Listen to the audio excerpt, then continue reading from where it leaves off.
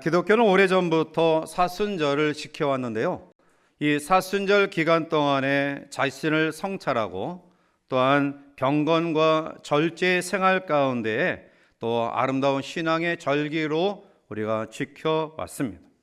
이 사순이라는 말은 40일을 뜻하는 한자말로서 올해 사순절은 특별히 명절 끝날인 지난 2월 18일 제수요일, 참회 수요일로부터 시작이 되어서 이제 주님이 십자가에 달려 돌아가신 성금요일 4월 3일까지 주일을 제외한 40일 기간입니다. 우리는 사순절 기간 동안에 예수님과 함께 고난에 동참하고요, 또 주님의 죽음을 묵상하면서 또 자신을 돌아보며 좀 더 경건한 삶으로 또 무장하며 살아가야 될 것이고요. 이미 광고 가운데 나타나고 있듯이 네 가지, 즉 말씀과 기도 그리고 금식과 구제를 통해 또 다시 한번 주님을 닮아가는 아름다운 기회가 되기를 원합니다. 이제 사순절을 출발하면서 주님을 따라가기로 결심하고 신앙생활하는 저와 여러분들은 어떠한 믿음을 가지고 우리가 사순절 기간을 보내야 될 것인가? 우리가 오늘부터 계속해서 우리의 신앙의 삶의 자세를 살펴보고자 하는데요. 오늘 첫 번째 주일은 본문에서 이야기하고 있는 사도 바울을 통해 위대한 구원의 특성 내지는 그 결론에 대해 같이 묵상하며 모든 것이 하나님의 은혜임을 고백하는 믿음으로 사순절을 출발하기를 원합니다. 우리는 이 세상을 살아가면서 자랑이 없는 사람은 없을 것입니다. 다른 사람이 볼 때 나는 자랑할 만한 요소가 별로 없어 라고 생각될지 모르지만, 그래도 곰곰이 생각해 보면 다른 사람이 가지지 않은 그런 어떠한 요소들을 우리 모두는 누구나 가지고 있습니다. 이것은 옛날이나 오늘이나 별반 차이가 없는데요. 따라서 우리는 자랑하고 싶은 마음을 가지고 살아가죠. 어린 아이들에게 새로운 신발이나 또 새 옷이나 또 이러한 물품들을 구입해 주면 자기 친구들에게 자랑하고 싶은 마음을 가지죠. 아이들뿐만이 아닙니다. 어른들도, 특히 우리 여자분들은 새로운 의상이나 또 귀중품이나 아니면 액세서리를 마련한다고 한다면, 또 특별히 남편이, 자식이 그러한 것들을 선물해 주면 그거 자랑하고 싶어서 입이 근질근질거리죠. 또 차를 새로 바꾼다든지 아니면 아파트를 새로 구입한다든지 또 평수를 넓혀간다든지 이러한 일들이 있을 때에 그것을 자랑하고 싶은 마음을 가지고 살아갑니다. 어떤 사람은 출신 학교도 자랑하고요, 자기가 가지고 있는 지식이나 경험도 자랑하고요, 또 심지어는 건강을 자랑하기도 합니다. 저는 사순절을 출발하면서 또 하나님 앞에 경건의 믿음으로 또 다짐하고 출발했는데요. 그런데 어젯밤에 저에게 청청병력의 그러한 소식을 듣게 되었습니다. 그것은 제 후배 가운데 한 목사가 65세의 짧은 일기로 이 세상을 떠난 사모님의 부고의 소식을 접했어요. 이분은 학교 교사의 안정된 생활을 하다가 뒤늦게 하나님의 은혜를 받아서 교직을 이제 그만두고 목회자로 뒤늦게 들어섰어요. 그러나 목회 현장이 그렇게 녹록하지 않죠. 돌아가실 때까지 상가 미자리 개척교회에서 또 귀한 목회를 하셨는데요. 영등포역에 가끔가다 제가 지나가다 보면 그 목사님이 외롭게 전도하신 그러한 모습이 생각나기도 합니다. 뒤늦게 신화가 됐기 때문에 우리 교단에 아는 사람도 없고요. 유독 저에게 애정을 가지고 여러 가지 문제들을 만날 때마다 의논하고 또 함께 귀한 대화를 나누고요. 지난 1월 2026년을 맞이하면서도 서로 안부를 전하고 했는데요. 그런데 이번에 갑자기 부고의 소식을 접하면서 하나님이 그 영혼을 받으신 줄 믿지만 또 사랑하는 사모님과 또 아들은 어떻게 그 빈자리를 채워갈 것인가. 어제 밤에 뒤늦게 부고 소식을 듣고 밤새 안타까운 마음으로 또 그분을 생각하면서 또 잠 못 이루는 시간을 가졌습니다. 이와 같이 우리가 자랑할 수 있는 여러 가지 요소들이 분명히 있지만 과연 그것이 우리의 것인가 라는 생각을 해봅니다. 오늘 바울은 본문을 통해 우리에게 이렇게 이야기합니다. 27절에 그런즉 자랑할 때가 어디 있느냐, 있을 수가 없느니라. 무슨 법으로냐 행위로냐, 아니라 오직 믿음의 법으로니라 라고 말씀해. 사도 바울은 오늘 우리에게 자랑할 데가 없다라고 이야기하고 있습니다. 왜냐하면 이 모든 것들이 내 것이 아니고 내게서 난 것이 아니고 하나님이 우리에게 허락하신 것이기 때문입니다. 즉 하나님의 은혜로 내가 다른 사람들이 누리지 못하고 소유하지 못한 것들을 소유하고 있고요, 누리고 있다라는 것입니다. 그러므로 오늘 성도는 하나님 앞에 자랑할 수 없는 존재, 결코 자랑해서는 안 될 존재입니다. 어떻게 내 것이 아닌 것을 가지고 내 것이라고 자랑할 수 있겠느냐라는 것입니다. 그런데 바울이 자랑할 만한 요소가 없어서 이렇게 우리에게 이야기했을까요? 결코 그렇지 않습니다. 빌립보서 3장 5절과 6절을 보면 바울은 자기를 가리켜 나는 8일 만에 할례를 받고 이스라엘 족속이요 베냐민 지파요 히브리인 중에 히브리인이요 율법으로는 바리새인이요 열심으로는 교회를 박해하고 율법의 의로는 흠이 없는 자라고 자신을 소개하고 있습니다. 할례를 받았다라는 말은 하나님의 선민이라는 증표를 가졌다라는 것이고요, 이스라엘 족속이라는 말은 언약 백성, 하나님 앞에 구별된 언약 백성으로 세워졌다라는 것이고요, 베냐민 지파는 이스라엘의 12지파 가운데 가장 인정받는 지파였고요, 그는 히브리인 중에 히브리인, 즉 부모 모두가 히브리인이며 그 사이에 다른 혈통적인 그런 것들이 섞이지 않았다라는 순수한 히브리인임을 이야기하고 있습니다. 그는 율법으로 바리새인이라고 이야기합니다. 바리새인은 유대 여러 종파 가운데 가장 보수적인 종파고요, 율법뿐만 아니라 성문서를 비롯한 여러 가지 것들을 온전히 지키는 그러한 손색이 없는 그러한 사람들이었습니다. 더 나아가 그는 열심으로는 교회를 박해하고 율법의 의로는 흠이 없는 자라고 이야기합니다. 바울은 예수 그리스도를 다메섹 도상에서 만나기 전까지는 예수를 핍박하고 그리스도인들을 핍박하는 것이 하나님의 뜻이고요, 하나님께 영광 돌린다라는 착각을 가졌습니다. 그는 율법의 의로 흠이 없는 사람으로 자부할 정도로 하나님의 율법을 위해 살아갔던 완전한 사람이었습니다. 그는 사도행전에서 자기를 또 표현하기를 나는 길리기아 다소에서 태어났다라고 이야기하고요, 날 때부터 로마 시민권을 가진 사람이라고 이야기하고 있습니다. 자, 이와 같이 바울이 그 당시의 모든 부류의 사람들과 견주어 볼 때 상위 1% 내의 엘리트층의 그런 모든 조건을 가진 사람이었는데요, 그런데 그런 바울이 우리를 향하여 자랑할 것이 없다라고 우리에게 말씀하고 있습니다. 그렇습니다. 인간은 자랑할 것이 없습니다. 오늘 나의 소유와 누림이 결코 내 것이라고 장담할 수 있는 사람이 한 사람도 없다라는 것입니다. 더욱이 믿음을 가진 성도는 우리의 삶의 모든 여정이 하나님의 은혜 가운데 이끌림을 받는다라는 믿음을 가지고 있다 한다면 결코 하나님 앞에 자랑하지 못하는 존재임을 우리는 기억해야 할 것입니다. 자, 그러면 구체적으로 오늘 바울을 통해 우리가 자랑할 수 없는 것들이 무엇인가를 몇 가지 살펴보고자 하는데요, 먼저는 우리의 선한 행실, 선행을 결코 자랑할 수 없습니다. 본문 27절에 보면 그런즉 자랑할 데가 어디냐, 있을 수가 없느니라. 무슨 법으로냐 행위로냐, 아니라 오직 믿음의 법으로니라 라고 말씀해요.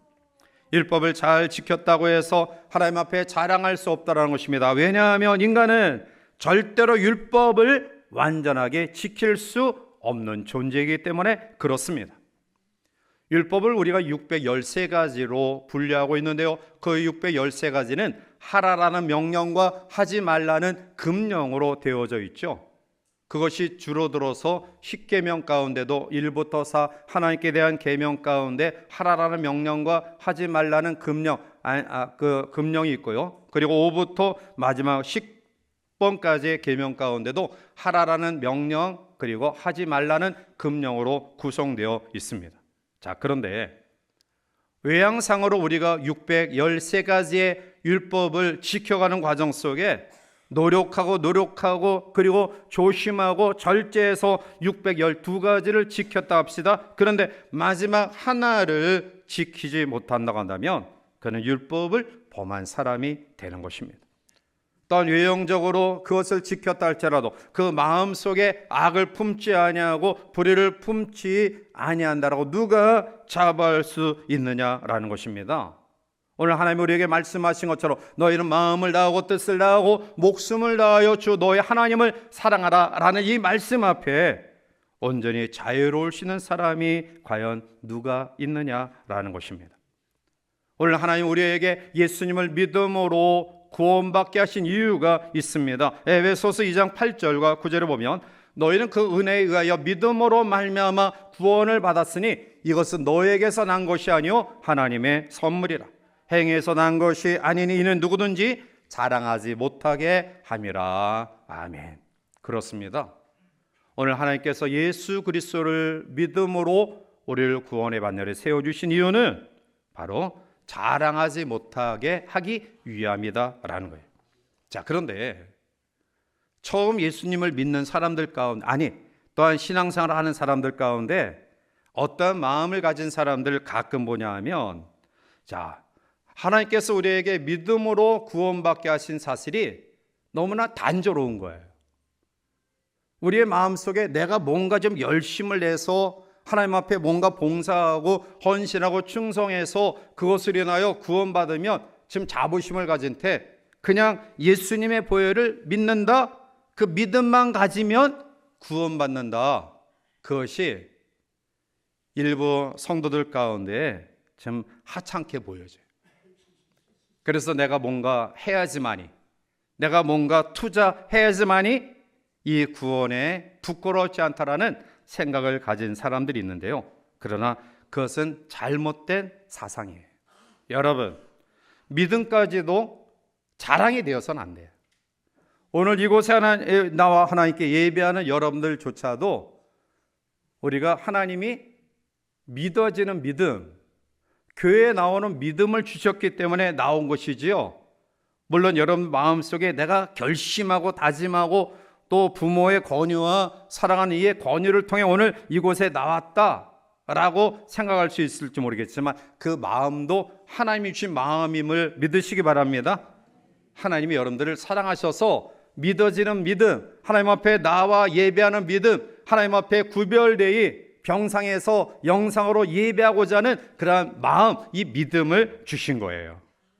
따라서 오늘 우리들이 꼭 기억하셔야, 잘 기억하셔야 믿음 때문에 성경은 구원받았다라고 이야기하잖아요. 믿음 때문에, 내가 가진 위대한 믿음 때문에 내가 구원받았다, 하나님의 자녀가 되었다 이야기하지 않습니다. 왜냐하면 내 믿음 때문에 구원받았다고 하면 그것이 자랑거리로 나아갈 수 있기 때문에 그래요. 성경은 믿음으로, 믿음에 의해서, 믿음을 통해서 구원받는다라고 말씀해요. 다시 말씀드리면 믿음은 구원의 수단이며 매개체예요. 결코 믿음이 구원의 근거가 되지는 못합니다. 우리는 여기서 구원과 선행의 관계를 잘 알아야 돼요. 자, 천주교와 기독교가 분명히 다른 점을 알아둘 필요가 있어요. 여기에는 전혀 다른 견해를 가지고 있다라는 거예요. 자, 천주교는 선행과 구원을 수단과 목적의 관계로 봐요. 선행은 수단이고요, 구원은 목적이에요. 따라서 그들은 구원받기 위한 목적으로 선행에 힘쓰고 있습니다. 이런 경우에는 선행이 자랑이 될 수밖에 없는 거예요. 심지어는 천주교에서 이야기하는 연옥설, 자기의 부모나 조상이 이제 이 세상을 떠난 이후에 연옥에 머물러 있는데요, 그 조상과 부모를 위해 이 땅에 있는 후손들이 정성을 다하여 또 여러 가지 심혈을 다하여서 제사를 드리면 또 예물을 드리면 연옥에 있는 자기 부모님이나 조상의 영혼이 하나님 나라로 간다는 거예요. 철저하게 천주교는 바로 선행을 통해 구원의 반열에 세워진다라고 이야기해요. 그러나 예수님을 믿음으로 구원받는다라는 복음을 믿는 우리에게는 선행과 구원이 원인과 결과의 관계가 됨을 기억해야 합니다. 다시 말씀드리면 구원받았기 때문에 선행에 힘쓰는 거예요. 구원받은 것이 원인이고 선행은 결과입니다. 자랑하기 위해서 내가 선을 행한 것 아닙니다. 하나님이 나에게 구원의 은혜를 믿음으로 허락해 주셨기 때문에 감사하는 마음으로 우리가 드림과 나눈 베풀매의 삶을 살아가게 됨을 확신하시기 바랍니다. 그것은 자랑이 아니에요. 예수 믿는 사람들의 선한 행실은 자랑이 아닙니다. 그것은 피할 수 없는 책임이에요. 하나님이 나에게 은혜로 믿음으로 선물로 주신 구원받은 하나님의 사람들의 책임이 바로 선한 행실로 나아가야 될 줄 믿습니다. 두 번째로 오늘 바울은 우리는 결코 구원을 자랑해서는 안 된다라고 이야기하죠. 하나님은 예수 그리스도 외에 다른 어떠한 것도 구원받을 길을 우리에게 인정하지 않아요. 오늘 본문 29절과 30절에 보면 하나님은 다만 유대인의 하나님이시냐 또한 이방인의 하나님은 아니시냐 진실로 이방인의 하나님도 되시느니라. 할례자도 믿음으로 말미암아 또한 무할례자도 믿음으로 말미암아 의롭다 하실 하나님은 한 분이시니라. 아멘. 즉 하나님은 유대인만의 하나님이 아닌 모든 인류의 하나님 되심을 이야기하고 있습니다. 하나님의 눈에는 이방인이나 유대인이나 차별이 없어요. 선한 자나 악한 자나 구별이 없습니다. 가진 사람이나 가지지 못한 사람이나 하나님은 차별하지 않아요. 오직 예수 그리스도를 믿음으로 구원받아야 될 죄인으로 우리 모두를 보실 분입니다. 그러므로 우리에게 구원을 허락하시는 분은 하나님 한 분이심을 믿으시기 바랍니다. 하나님 우리에게 구원의 길을 열어놓으신 유일한 길이 바로 예수 그리스도이십니다. 디모데전서 2장 5절에 하나님은 한 분이시요 또한 하나님과 사람 사이에 중보자도 한 분이시니 그 사람이신 그리스도 예수라라고 말씀해요. 한 분이신 하나님은 우리에게 구원의 길, 유일한 길을 예수 그리스도를 통해서 믿음으로, 그것 또한 하나님의 선물인데요, 그 하나님의 은혜의 선물 속에 구원의 반열에 세워질 수 있음을 이야기하고 있습니다. 만약 구원의 길이 여러 갈래라고 생각해 봅시다. 불교도는 하나님 앞에 무엇을 들고 나갈까요? 명망 있는 고승들을 보면 참선의 시간을 막 5년, 10년 동안 그 암자에 들어가서 그냥 정자세로 참선하죠. 아마 그러한 경험을 가진 사람은 자기의 참선을 자랑거리로 들고 나올 거예요. 여러분, 예배의식을 철저히 지키는 종교 가운데 회교도를 따라갈 사람이 있을까요? 그들은 하루 5번씩 예배의식을 행합니다. 일출과 정오 그리고 하오 일몰과 심야 매 시간을 철저하게 지켜요. 심지어는 여행을 다니는 과정 속에 그 시간이 정해지면, 그 시간이 다가오면 메카를 향하여 예배의식을 행합니다. 그들은 하나님 앞에 만약 섰을 때 내가 어떠한 경우에도 하루 5번씩 예배의식을 가졌습니다라고 자랑하며 나올 거예요. 계율을 엄격히 지키는 바리새인들은 어땠을까요? 누가복음 18장 11절과 12절을 보여 바리새인은 서서 따로 기도하여 이르되 하나님이여 나는 다른 사람들 곧 토색 불의 간음을 하는 자들과 같이 아니하고 이 세리와도 같이 아니함을 감사하나이다. 나는 일에 2번씩 금식하고 또 소득의 11조를 드리나이다 라고 고개를 뻣뻣이 세우고 하나님 앞에 당당하게 기도하고 있어요. 이게 바리새인들이 가지고 있는 자기의예요. 우리는 계율을 철저히 지키고 있다. 심지어는 그들이 모든 소득물 가운데 아주 적은, 요즘 말로 이야기하면 20원의 그러한 소득을 불로소득을 얻었다, 20원의 10분의 1, 2원을 드릴 정도로 철저하게 계명과 율례를 지켰던 그 일에 대해 자부심을 가진 사람들이, 자, 그러한 사람들이 하나님 앞에 설 때 똑같이 나 11조 드렸습니다, 나 금식했습니다, 나 철저하게 어떤 율례를 지켰습니다라고 자랑하며 내놓지 않을까요? 성경 우리에게 이야기합니다. 구원은 예수 그리스도를 통해 우리에게 주시는 유일한 하나님의 선물이다. 사도행전 4장 12절에 다른 이로서는 구원을 받을 수 없나니 천하 사람 중에 구원을 받을 만한 다른 이름을 우리에게 주시니 없음이라 하였더라. 아멘. 그렇습니다. 구원도 하나님이 우리에게 주신 선물이에요. 오늘 이 시간 우리를 구원의 바늘에 세워주신 그 하나님의 은혜에 감사하는 복된 믿음이 우리 가운데 있기를 주님의 이름으로 간절히 축원해 드립니다. 세 번째로 오늘 바울은 의를 자랑할 수 없다라고 이야기합니다. 31절 말씀 가운데에 그런즉 우리가 믿음으로 말미암아 율법을 파기하느냐 그럴 수 없느니라 도리어 율법을 굳게 세우느니라. 아멘. 우리는 흔히 생각하기를 신약시대 은혜 시대에 와서 믿음으로 구원받는다라고 하니까 이제는 율법은 필요 없다, 율법 폐기론의 잘못된 사상을 가지기 쉽다라는 거예요. 그런데 그렇지 않아요. 예수님은 믿음으로 구원 얻는 이 귀한 생명의 길, 이것이야말로 율법을 폐하는 것이 아니라 율법을 세우는 것임을 이야기하죠. 마태복음 5장 17절에 보면 내가 율법이나 선지자를 폐하러 온 줄로 생각하지 말라, 폐하러 온 것이 아니요 완전하게 하려 함이라. 아멘.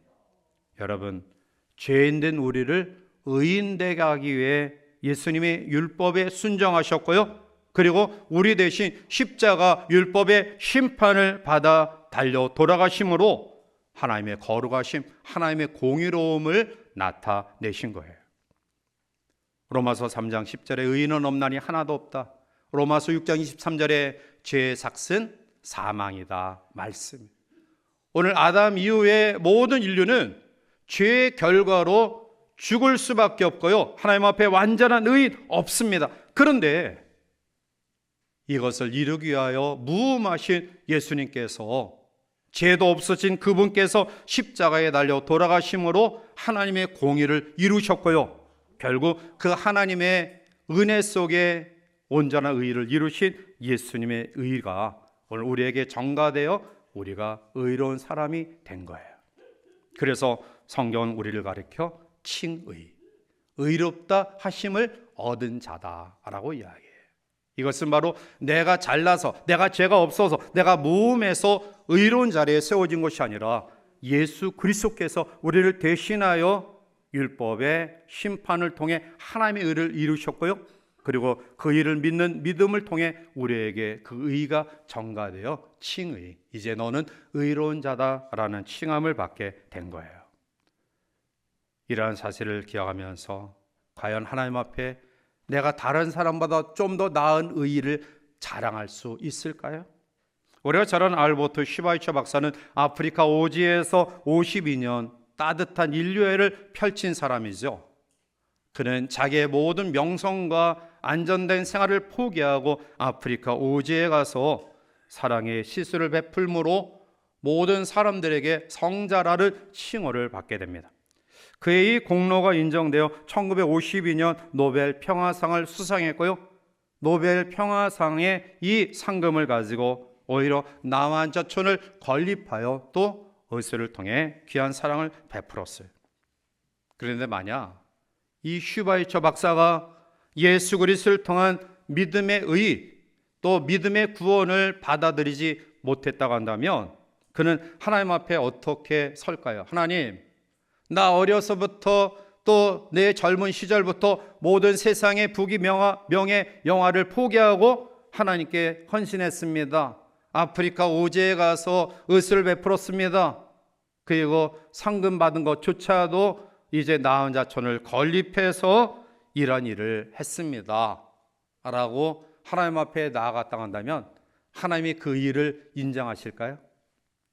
그렇지 않죠.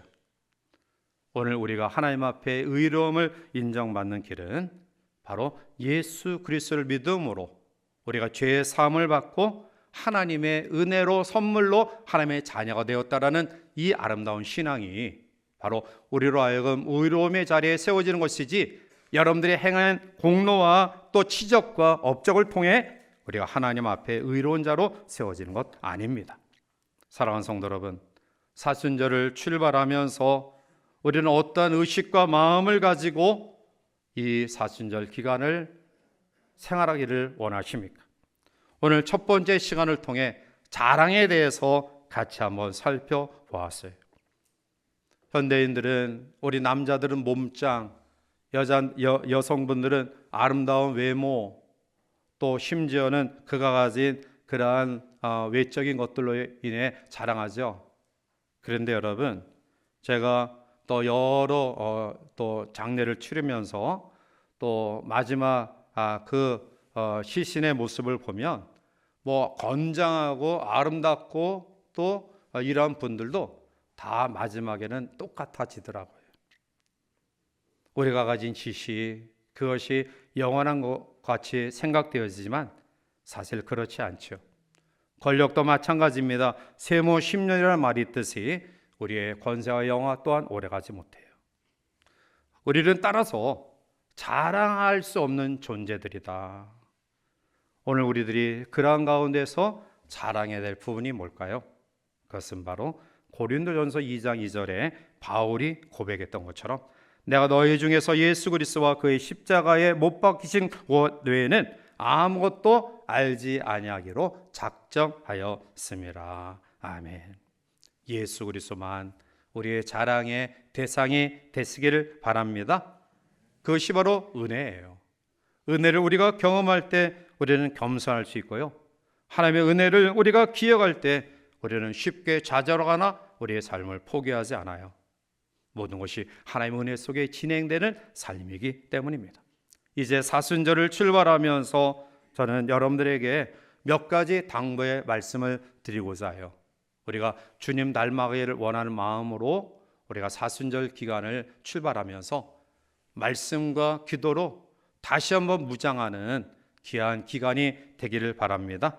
또한 주께서 우리에게 허락하신 그 은혜를 기억하면서 절제 금식의 삶이 우리 가운데 있기를 원해요. 이것은 단순히 음식만을 굶는 것이 아니라 여러분들이 좋아하는 취미생활, 또 오락, 또 아니면은 뭐 여러 가지 것들도 좀 우리가 이전보다는 시간이나 또 우리 관심도를 좀 낮췄으면 좋겠어요. 그리고 그 마음과 관심을 오직 주님께 집중했으면 좋겠어요. 더 나아가 우리가 하나님께 받은 이 은혜와 사랑을 함께 또 나누는 기회가 되었으면 좋겠어요. 혹시 잘못 인간관계 속에서 불편하고 어려운 사람들이 있다고 한다면 먼저 자기를 내려놓고 화해와 용서의 아름다운 기간이 되기를 바랍니다.